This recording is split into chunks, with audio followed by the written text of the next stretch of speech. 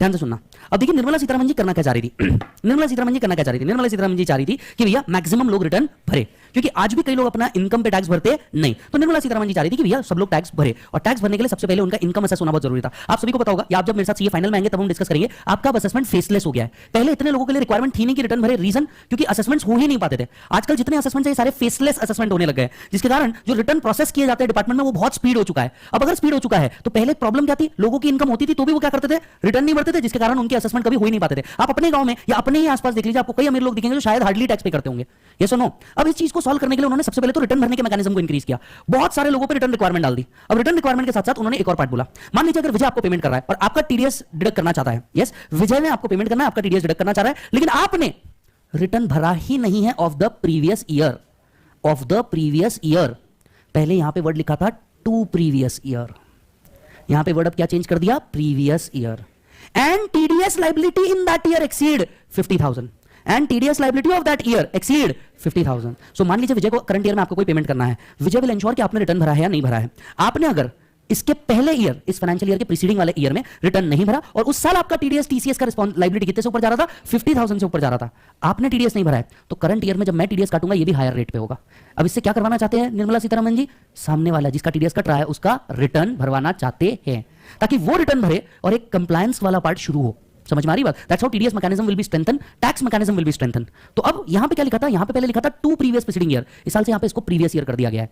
मतलब अब हमें 2 साल की रिक्वायरमेंट चेक नहीं करनी, अब हमें सिर्फ 1 साल।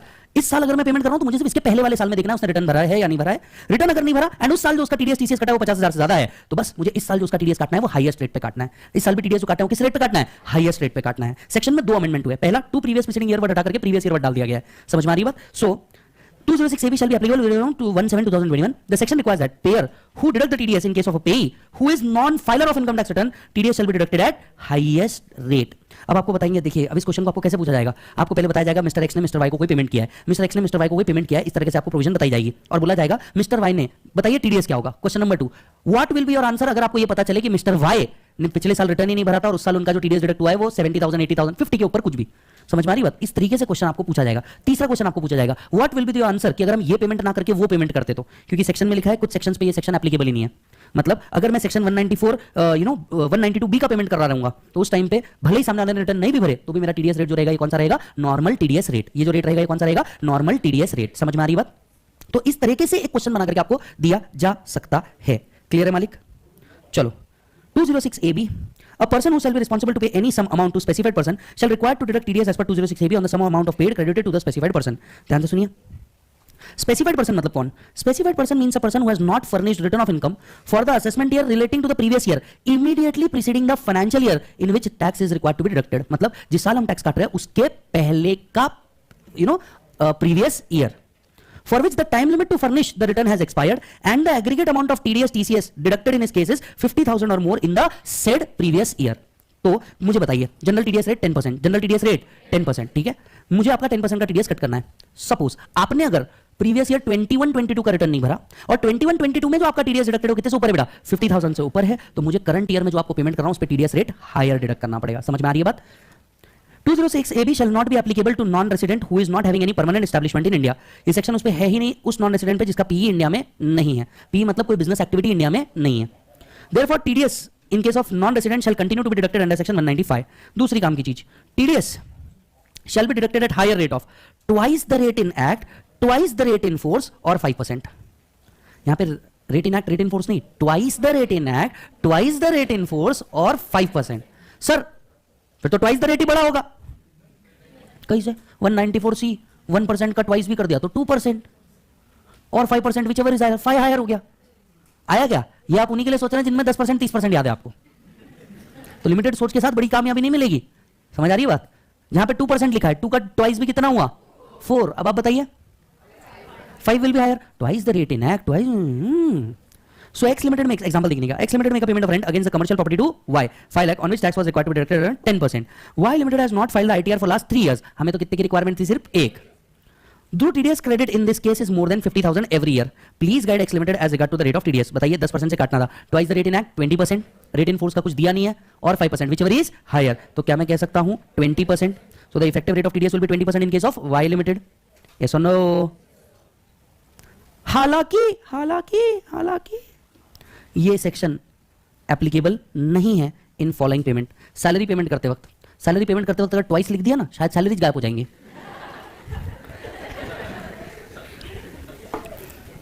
ईपीएफ कैजुअल विनिंग पे 30% लगता है, 30% की जगह 60% लगाओ। Twice the rate in act. Horse race, acquisition of property, acquisition का स्पेलिंग वहां पे गलत लिखा है। Rental payment, investment in securitisation trust. TDS on personal payment, TDS on cash withdrawn, आपको नहीं लगता FA22 मतलब कुछ अमेंडमेंट आया है? इफ द प्रोविजन, ओए क्या बात कही है, बहुत बढ़िया, जालिम। सुनो, मान लीजिए मुझे आपको पेमेंट करना है और आप इतने नालायक है कि ना पिछले साल का आपने रिटर्न भरा ना आपके पास पैन है, मतलब अब 20AA और 206AB दोनों लग गया। अरे हाँ, टीडीएस कौन से सेक्शन में काटेंगे? इनकम टैक्स की बात कर रहे हैं हम, जो होगा यहां बड़ा ही होगा, 206AA 206AB whichever is higher. समझ में आ रही बात? तो अब आपको तीसरा क्वेश्चन ऐसा फ्रेम हो सकता है, suppose in the above case the other person has not given his PAN और not submitted the return, what will be the TDS liability? तो 1/3 क्वेश्चन बना के उसने सब एक साथ पूछ लिया। एक बात हमेशा याद रखें, डीटी एक ऐसा सब्जेक्ट है जहां पे क्वेश्चन कभी रिपीट बहुत ही कम होंगे। यहां हर बार नया ही कॉन्सेप्ट आएगा। अब तक शायद आपको समझ में भी आ चुका होगा, राइट? आपके कॉन्सेप्ट ज्यादा क्लियर होने जरूरी है रादर देन प्रॉब्लम। बुक से कोई फर्क नहीं पड़ता टीडीएस में। एक बात टीडीएस बोल रहा हूं, डीटी में सबसे ज्यादा जरूरी है कि आपके कॉन्सेप्ट क्लियर है या नहीं है, कि आपको ये पता है क्वेश्चन की फ्रेमिंग। टीचर ने आपको ये समझाएगा कि क्वेश्चन कैसे कैसे फ्रेम हो सकते हैं। ये प्रोविजन तो बेटा मैं तेरे को पढ़ा रहा हूं, तेरे को ये समझना जरूरी है इस पे क्वेश्चन कैसे फ्रेम हो सकते हैं। समझ आ रही बात? और आप सोच के देखो, एग्जामिनर के पास अनलिमिटेड पॉसिबिलिटी है सिर्फ एक सेक्शन में भी, अनलिमिटेड पॉसिबिलिटी, यहीं के 7 पॉसिबिलिटी, इनमें से एक एक करके भी वो 4 अटेम्प्ट में पूछे ना तो भी उसके पास बैलेंस बचेगा। समझ आ रही बात? सो देखिए, इफ प्रोविजन ऑफ 206AA, क्या बात कही है, if provision of 206AA is applicable to specified person, the tax shall be deducted at a higher of 2 rates provided in this section and 206AA। बराबर है? सुनो, आप पहले मेरे को डिक्टेट करो पूरा सेक्शन, इंपॉर्टेंट है इसलिए बता